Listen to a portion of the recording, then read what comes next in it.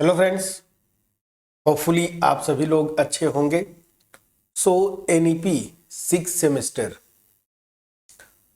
का जो paper first है उसका मेरे ख्याल से ये पार्ट 1 है। पार्ट ए जिसको मैं बोलूँ, पार्ट बी ऑलरेडी हम लोग कंप्लीट कर चुके हैं। क्या? Complex analysis. सो ये बेसिकली रियल एनालिसिस का पोर्शन है। और अगर आप देखें जो इस टॉपिक की अगर मैं बात बोलूँ, होम एग्जाम में तो आपसे आपका क्वेश्चन आएगा ही आएगा, ठीक है ना। तो इसमें तो कोई दो राय नहीं है कि चूंकि सिलेबस है तो क्वेश्चंस बनेंगे। लेकिन अगर आप देखें तो ये एक ऐसा पोर्शन है ना, मैट्रिक स्पेसेस, जो कि कम्पिटिटिव एग्जाम्स में कोई भी हायर मैथमेटिक्स पे अगर है, जैसे मैं जैम से स्टार्ट करूँ, जैम की बात बोलिए, नेट, गेट या कोई और इंट्रेंस एग्जाम जहाँ पे रियल एनालिसिस सिलेबस हो, ठीक है ना, और मैट्रिक स्पेस अगर उसमें ना आए, ऐसा हो नहीं सकता, और क्वेश्चंस ना बने। जैम का रिसेंट ईयर का जो ट्रेंड है उसमें ऑलमोस्ट एक से दो क्वेश्चन बनते हैं, दो क्वेश्चंस बनेंगे, and that is from compactness and connectedness. Sometimes basic definition से क्वेश्चन पूछ देते हैं, ठीक है। तो ये टॉपिक वैसे भी बहुत इंपॉर्टेंट है, मैट्रिक स्पेसेस। जो मेरे प्यारे students already bachelor degree complete कर चुके हैं या फिर जिनका टारगेट हो जैम, फिलहाल अभी तो जैम आपका टारगेट होगा। नेट गेट में तो खैर क्वेश्चंस बनते ही हैं। हायर मैथ्स अगर आप आगे पढ़ेंगे तो मैट्रिक स्पेसेस बार बार यूज होगा, ठीक है ना। आप मास्टर डिग्री में जाएंगे, फंक्शनल एनालिसिस एक चैप्टर पेपर है जिसमें आपको पूरा का पूरा बना की स्पेसेस टॉपिक है, पूरा मैट्रिक स्पेस आता है वहाँ पे, ठीक है। बहुत ढंग से करिएगा, मेरा बेस्ट एक एफर्ट होगा। जैसे मैं यूजुअली जो भी वीडियोस बनाता हूँ, ठीक है ना, अपना बेस्ट एफर्ट देने की कोशिश करता हूँ, ठीक है। कमी थोड़ी सी आपकी तरफ से रह जाती है, जो अभी तक मैंने देखा कम्युनिकेट नहीं करते प्रॉपर वे में, ठीक है।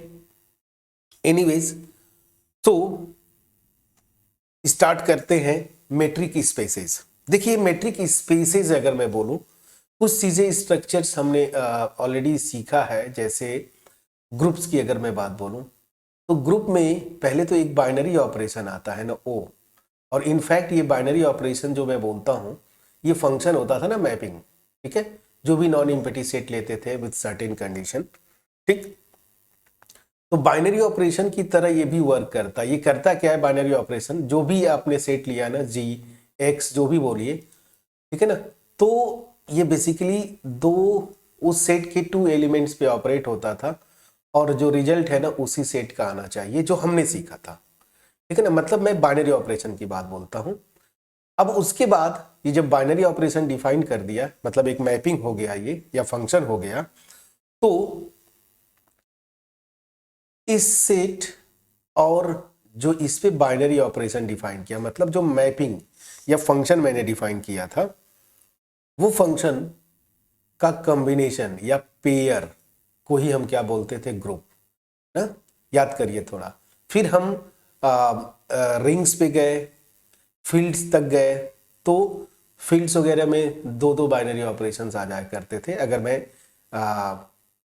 एक्चुअली रिकॉल तो नहीं करवाऊंगा क्योंकि बहुत डिटेल में इसको हमने डिस्कस किया है, प्लेलिस्ट बना के रखी है मैंने, मेरे ख्याल से सेकेंड सेम का ये सिलेबस था, ठीक है। तो आप बस लिंक करिए, ठीक। तो पेयर जब बन जाता था तो इसको ग्रुप करते थे, और भी स्ट्रक्चर्स हमने डिफाइन किए। सेम उसी तरीके से मेट्रिक स्पेस में क्या होगा, पहले तो एक फंक्शन होता है जिसको हम लोग स्टैंडर्ड नोटेशन है डी, डी से रिप्रेजेंट करेंगे, ठीक है ना।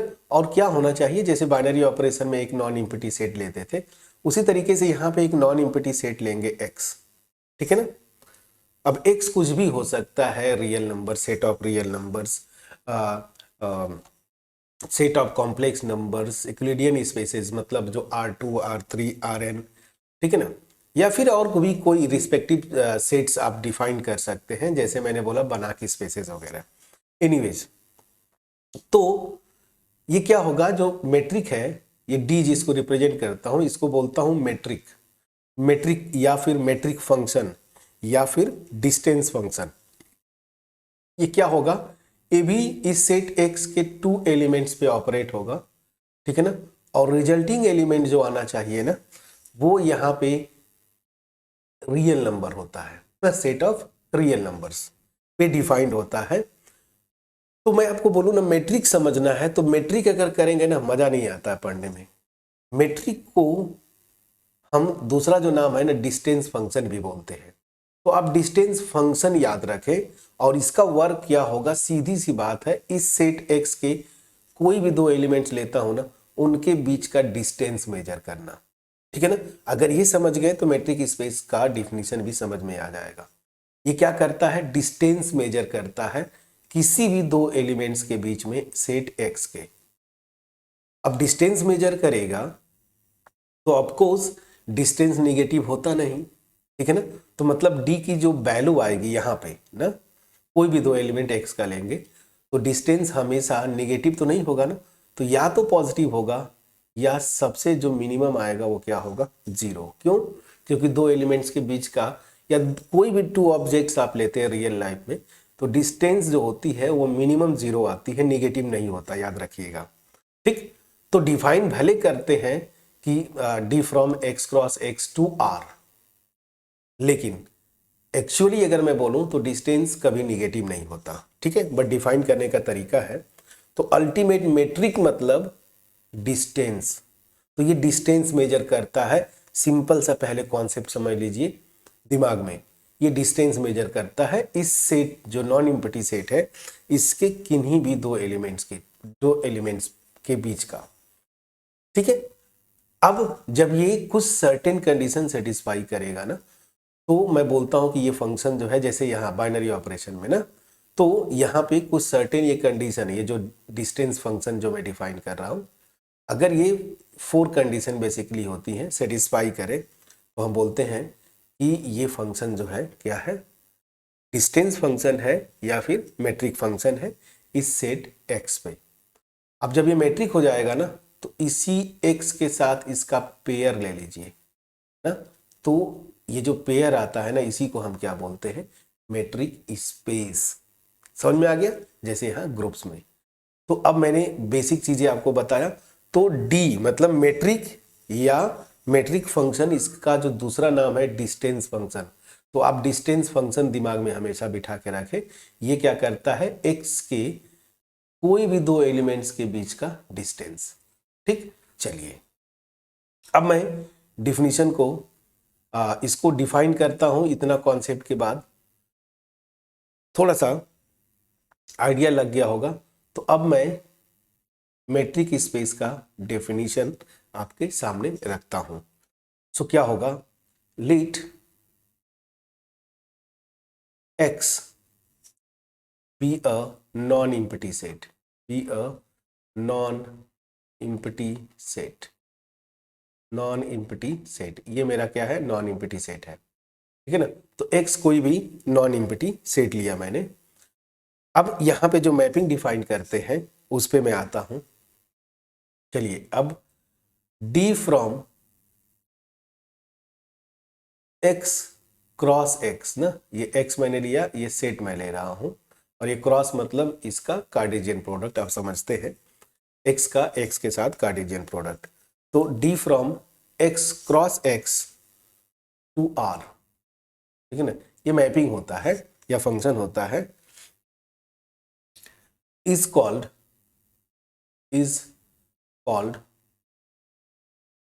या, ठीक है। अब फंक्शन लिखना चाहिए था क्या, चलिए मैं अब फंक्शन से ही स्टार्ट कर देता हूँ, थोड़ा प्रॉपर हो जाएगा, ठीक है। अब फंक्शन ज़्यादा अच्छा रहेगा। So a function D from X cross X to R is called, ये ज़्यादा अच्छा रहेगा, इज कॉल्ड अ मेट्रिक, इसको मेट्रिक बोलते हैं। 2 और नेम्स हैं, और कुछ बुक्स में आप देखेंगे मेट्रिक फंक्शन बोलते हैं, मेट्रिक फंक्शन, और और और डिस्टेंस फंक्शन, और डिस्टेंस डिस्टेंस फंक्शन। और मैं आपको वो यही बार बार बोल रहा हूं कि आप इस पे फोकस करेंगे, ये डिस्टेंस फंक्शन फोकस करेंगे तो ज़्यादा फील आएगा मेट्रिक स्पेस पढ़ने में, ठीक है। So is called a metric और मेट्रिक फंक्शन और अ डिस्टेंस फंक्शन इफ ये 4 कंडीशन सेटिस्फाई करता है। और दिमाग में जैसे ही आप बिठा लिए कि डिस्टेंस मेजर करता है, तो ये जो प्रॉपर्टीज हैं वो आपको अपने आप समझ में आएगी। तो पहली प्रॉपर्टी है D of X Y this is greater than और इक्वल टू 0। मतलब क्या हुआ, x के कोई भी 2 एलिमेंट लूंगा ना, ये देखिए ऑर्डर्ड पेयर है, इसका मतलब ये x क्रॉस x मतलब इसके एलिमेंट्स ऑर्डर्ड पेयर में आएंगे ना। तो देखिए ऑर्डर्ड पेयर में आ रहे हैं, तो अब इन पे डी को ऑपरेट करना है। मतलब अल्टीमेटली क्या कर रहा है, ये जो 2 एलिमेंट्स लिए हैं ना ऑर्डर्ड पेयर में, उनके बीच का डिस्टेंस मेजर करेगा। और मैंने पहले ही बताया था कि डिस्टेंस नेगेटिव तो होती नहीं, हम लोग अब तक तो इतना सीख चुके हैं, या तो पॉजिटिव होगा या तो 0 होगा for every X Y belongs to X, ठीक है। सेकेंड आते हैं condition D of X Y this is equal to 0। 2 elements के बीच में डिस्टेंस 0 कब होगा, या 2 ऑब्जेक्ट्स के बीच में, ठीक है ना, जब दोनों ऑब्जेक्ट सेम होते, मतलब मैं अपना डिस्टेंस अपने साथ ही मेजर करूं, ठीक है ना, तो डिस्टेंस 0 होगा। क्लासरूम में जैसे आप बैठे हैं, रो वाइज बैठते हैं ना, फिर अपना डिस्टेंस किसी और अपने कलीग के साथ आप मेजर करेंगे ना, तो वो कुछ ना कुछ पॉजिटिव क्वांटिटी आता है। तो डिस्टेंस 2 एलिमेंट्स के बीच का 0 तभी होता है ना, इफ एंड ओनली इफ, जब दोनों एलिमेंट्स आपस में बराबर होंगे, आपस में इक्वल होंगे, ठीक है। चलिए, तो this is the second part of the definition. And third condition is, ये देखिए डिस्टेंस, मैं अपना डिस्टेंस आप अपने किसी फ्रेंड्स के साथ मेजर करें, ठीक है ना। आप मान लीजिए मिस्टर एक्स है और आपका फ्रेंड जो है मिस्टर वाई, तो आप एक्स या वाई के बीच में, मतलब एक्स से वाई की तरफ डिस्टेंस मेजर करें या वाई से एक्स का डिस्टेंस सेम आता है ना, इसी को बोलते हैं symmetric property.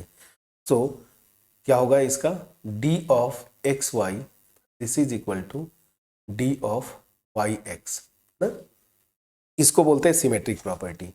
So for every X Y belongs to x.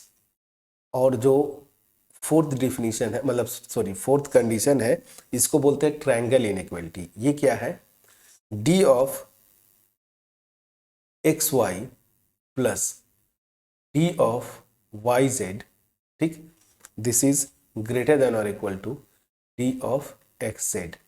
या कुछ बुक्स में लिखते हैं D of X Z is less than और equal to D of X Y plus D of Y Z for every X Y Z belongs to X, ठीक है ना। अगर ये 4 कंडीशन सेटिस्फाइड होंगी तो हम बोलेंगे ये जो मैपिंग या सॉरी ये जो फंक्शन डिफाइन किया x cross x to r, इसी को हम क्या बोलेंगे, ये जो मैपिंग है या फंक्शन है, इसको डिस्टेंस फंक्शन, मेट्रिक फंक्शन या metric on the set non empty set x। समझ में आ गया। अब चलिए, यहां पे जो कुछ प्रॉपर्टीज मैंने लिखा था, इस प्रॉपर्टी को हम बोलते हैं सिमेट्री ना, इस प्रॉपर्टी को बोलते हैं सिमेट्रिक प्रॉपर्टी, या सिंपली हम लिख दिए सिमेट्री ना, तो इसको बोलते हैं सिमेट्रिक प्रॉपर्टी या सिमेट्री।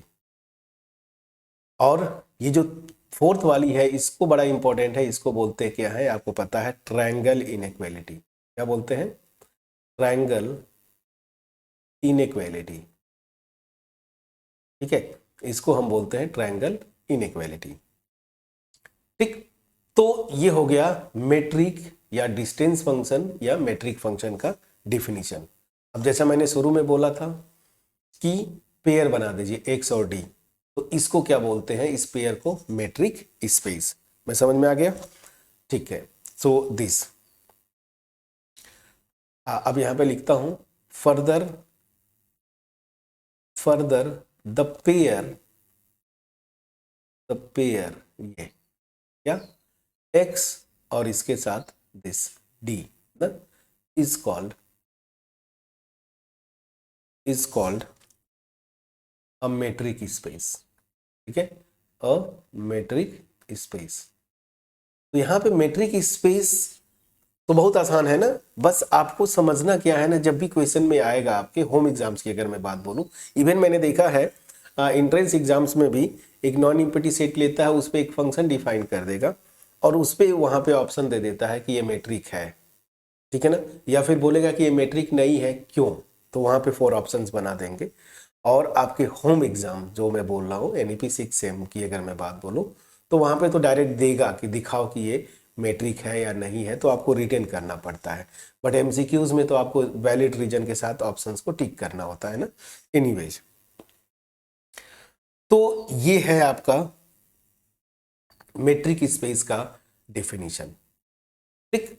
तो चीजें समझ में आई होंगी कि x जो सेट लिया, अभी इसका लिखने का मतलब यही होता है कि ऑर्डर्ड पेयर में एलिमेंट्स लेना है, मतलब x के 2 एलिमेंट्स 2 एलिमेंट्स पे ये d ऑपरेट होगा और ये करेगा क्या, जो भी 2 एलिमेंट्स आप ले रहे हैं उनके बीच का डिस्टेंस मेजर करता है, जैसे मैंने यहाँ पे आपको बताया।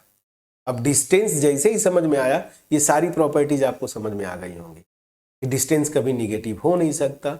डिस्टेंस कोई भी 2 elements low, the distance between those 2 elements will be 0 if and only if दोनों एलिमेंट्स आपस में इक्वल होंगे, दैट मीन्स सेम एलिमेंट का डिस्टेंस सेम एलिमेंट के साथ लेंगे। And this is the symmetric, बड़ा इंटरेस्टिंग प्रॉपर्टी है, and this is the triangle inequality, ठीक है।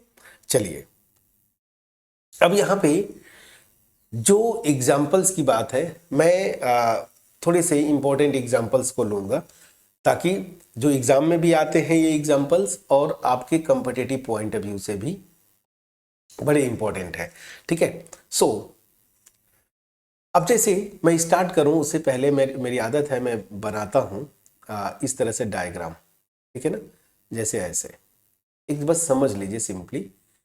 अब यहाँ पे तो मैंने सेट ऑफ रियल नंबर्स लिया और यहाँ पे मैंने लिया x क्रॉस x ना। तो यहाँ अगर x के जो भी एलिमेंट्स हैं, फॉर एग्जांपल अगर x को मैं ले लूँ फॉर एग्जांपल आपके स्क्रीन पे, तो मैंने लिया ना फॉर एग्जांपल इस सेट को मैंने लिया फॉर एग्जांपल ABC, तो यहाँ पे क्या होगा, ऑर्डर्ड पेयर्स बनेंगे, ठीक है, ऑर्डर्ड पेयर्स बनेंगे। और मैं 2 ले लूँ ना, एक्चुअली बस मुझे एक्सप्लेन करना है, 2 एलिमेंट्स लेता हूँ, फिर इस तरीके से आप लेके वेरीफाई कर लेंगे, ठीक है। तो यहाँ पे आप अगर देखें तो x क्रॉस x क्या बनेगा, कार्टेशियन प्रोडक्ट, तो a कॉमा a, ठीक है, फिर a कॉमा b, समझा पाया, फिर b कॉमा b और and then b comma a, यही 4 एलिमेंट्स बनेंगे। इस सेट की कार्डिनलिटी 2 है, तो कार्टेशियन प्रोडक्ट में इसी के साथ कार्टेशियन प्रोडक्ट, तो x क्रॉस x की जो कार्डिनलिटी होगी वो 4 आएगा, आपको पता है। यहाँ पे बहुत सारे रियल नंबर्स होंगे, ठीक है ना, 0 भी होगा, 1 भी होगा, बहुत सारे नंबर्स आएंगे। मैं बस एक आपको वैलिड बस एक्सप्लेन करने की कोशिश कर रहा हूँ। तो D जो मैं बोल रहा हूँ वो मैपिंग है यहाँ से यहाँ तक, ठीक। अब देखिए, सेम एलिमेंट के साथ सेम एलिमेंट का डिस्टेंस लेंगे तो ये हमेशा 0 आएगा, मतलब ये दोनों एलिमेंट्स तो यहाँ पे मैप होंगे।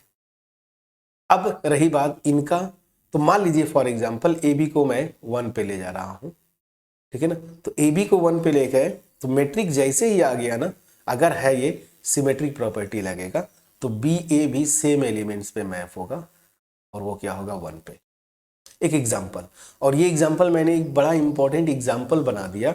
ये जो मतलब अगर इस तरीके से आप डिफाइन करते हैं, ठीक है ना, ये किसी भी सेट पे, मैंने 2 एलिमेंट्स वाले सेट पे किया, तो इस मैट्रिक को बड़ा इंपॉर्टेंट नेम है इसका डिस्क्रीट मैट्रिक, और यही से घुमाते हैं क्वेश्चन डिस्क्रीट मैट्रिक पे आगे चल के, open sphere, open sets, neighbourhoods ना। तो एनीवेज मैंने ये जो मैपिंग डिफाइन किया था, इस तरीके से अगर डिफाइन करते हैं तो इसको डिस्क्रीट बोलते हैं, पर्टिकुलरली इस सेट पे, ठीक है।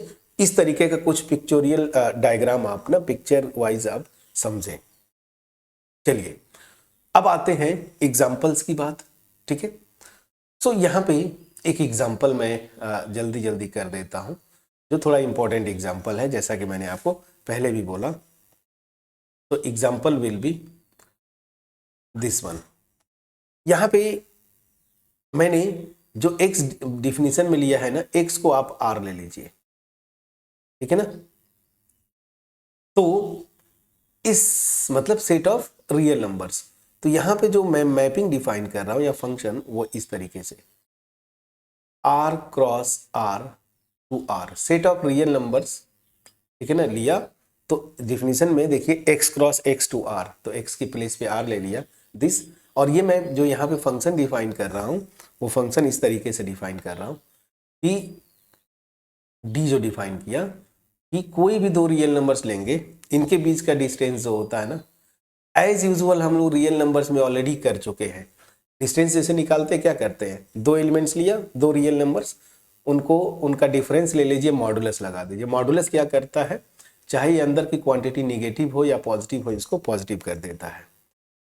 ये बड़ा इंपॉर्टेंट एग्जाम्पल है सेट ऑफ रियल नंबर्स पे, और इसको हम, ये जो मेट्रिक फॉर्म करता है, और जो इस मेट्रिक को बोलते हैं यूजुअल मेट्रिक और सेट ऑफ रियल नंबर्स। और यहाँ पे ये जो मेट्रिक डिफाइन किया है ना, इस पेयर को, मतलब जो मेट्रिक स्पेस बनेगा, इसको हम बोलते हैं यूजुअल मेट्रिक स्पेस। तो फटाफट एक आसान एग्जाम्पल है इसलिए मैंने लिया, और ये बहुत कॉमन एग्जाम्पल है। अब तो होम एग्जाम्स में भी नहीं आता, बट आ सकता है, पहले ट्रेंड था, और भले ना आए, आगे इसका बहुत यूज होना है, ठीक है। तो चलिए, तो मैं ये मैपिंग डिफाइन कर दिया, नॉन इम्पटी सेट लिया, set of real numbers, D define किया इस तरीके से, तो ये मैट्रिक फॉर्म करेगा। आपको क्वेश्चन में यही आता है कि this so that D is a matric, ठीक है ना, on set of real number. तो फर्स्ट देखिए, एक एक प्रॉपर्टी जब भी दिखाना आए, कोई भी मैट्रिक डिफाइन करे, यही दिखाना होता है कि ये जो मैपिंग डिफाइन किया है या फंक्शन, वो फंक्शन जो है आपका ये फोर प्रॉपर्टीज को सेटिस्फाई करता है।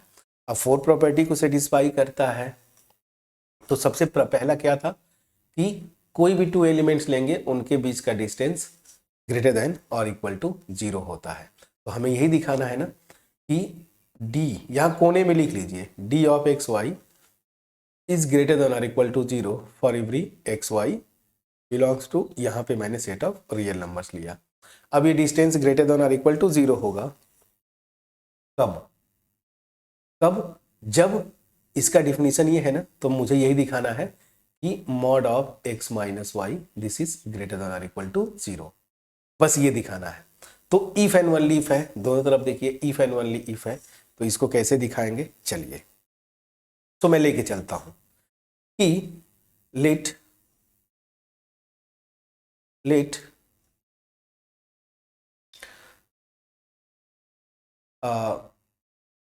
देखिए, फर्स्ट प्रॉपर्टी हमें ये दिखाना है ना कि d of X Y is greater than और इक्वल टू 0, ठीक है।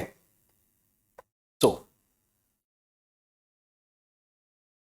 इसको कैसे दिखाएंगे, दिखाने का बहुत आसान, जब चीजें आसान होती है ना, तो वो बड़े आपको दिक्कत में पड़ जाते हैं आप। तो चलिए, यहां से मैं लेके चलता हूँ, लेट नहीं, सीधे सीधे मैं लेके चलता हूँ, सिंस मैं सीधे लेके चलता हूँ।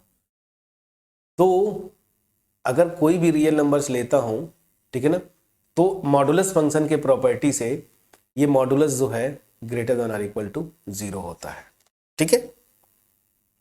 ठीक, अब ग्रेटर देन और इक्वल टू 0 होता है, सो दैट मीन्स क्या हुआ, अगर ये 0 होता है तो उस यही इंप्लाई करेगा by definition D of X Y, ठीक है ना, this must be greater than और इक्वल टू 0। तो यहाँ पे आप लिख दीजिए for every X Y belongs to r, ठीक है, और for every X Y belongs to, अगर ऑर्डर पेयर नहीं, मैं लिख दिया, एक बार फिर से आपको एक्सप्लेन करता हूं।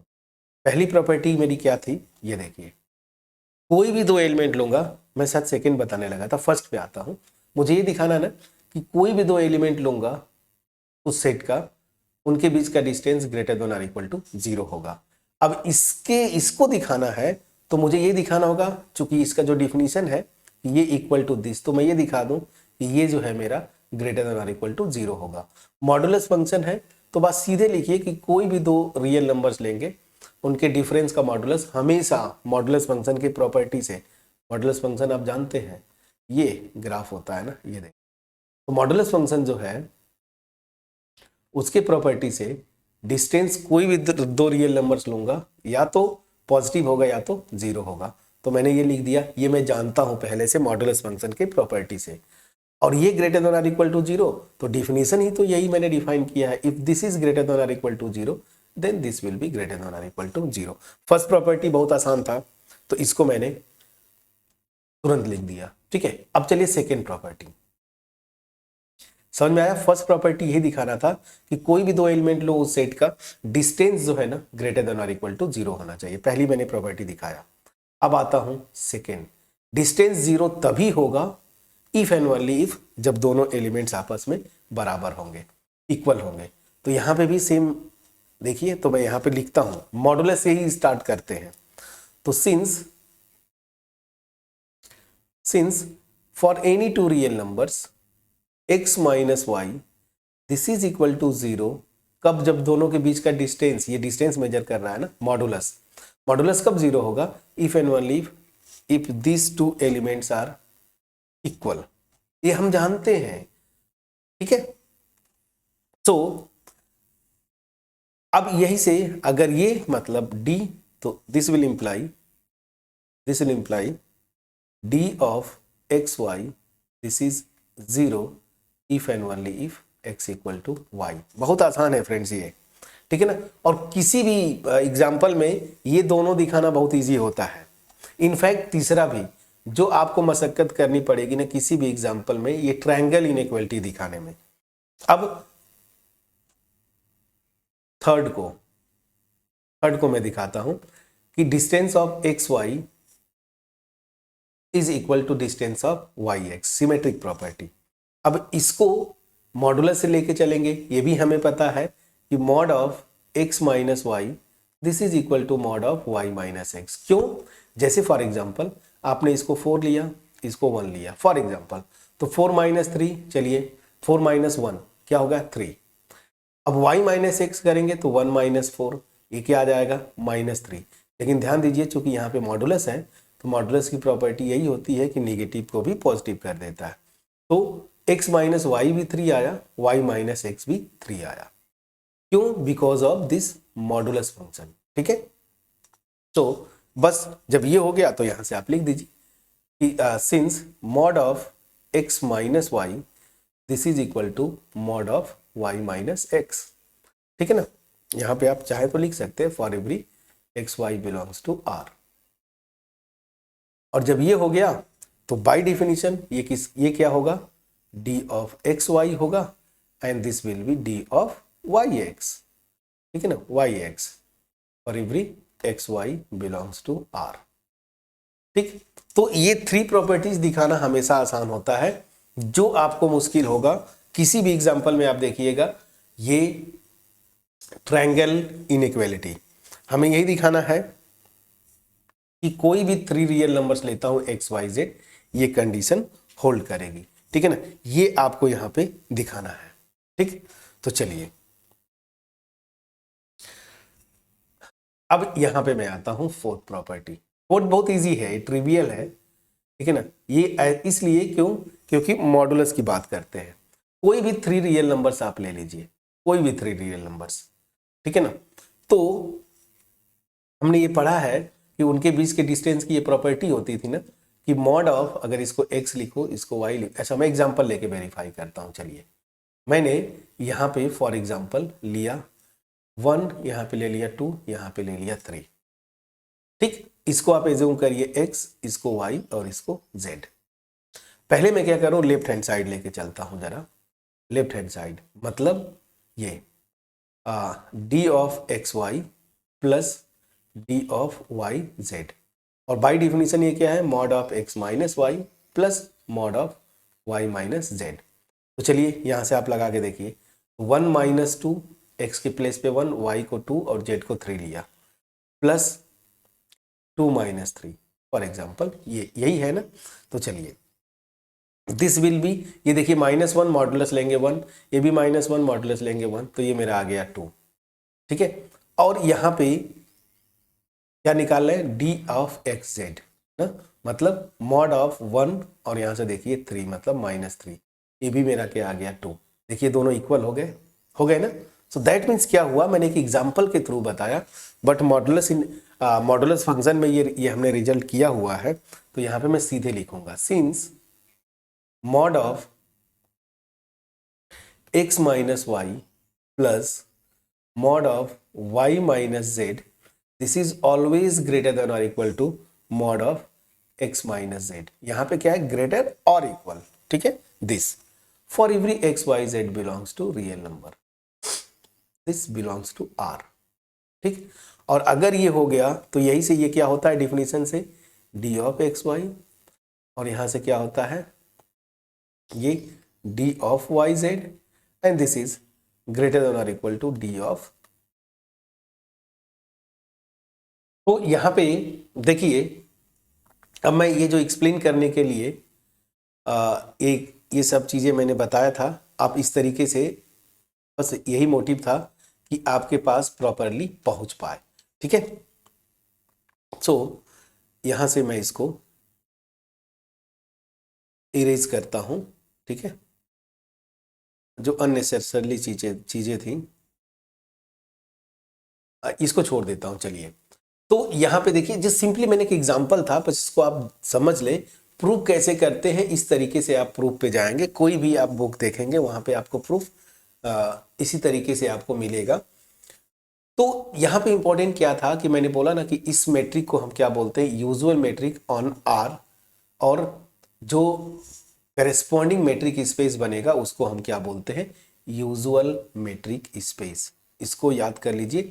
आगे हम लोग ना कभी कभी आप देखेंगे ना, जब आगे बढ़ते जाएंगे हायर मैथ्स में, तो मैं सीधे लिखता हूं, let consider R with usual matric.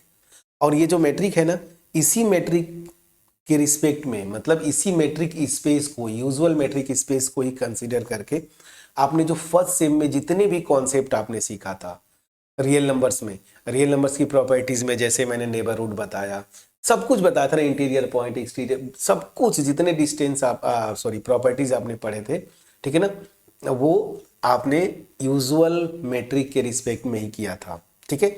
तो मैं यहां पे लिखता हूं द अबव मैट्रिक ना, द अबव मैट्रिक, मैं कलर चेंज कर देता हूं, अबव मैट्रिक, ये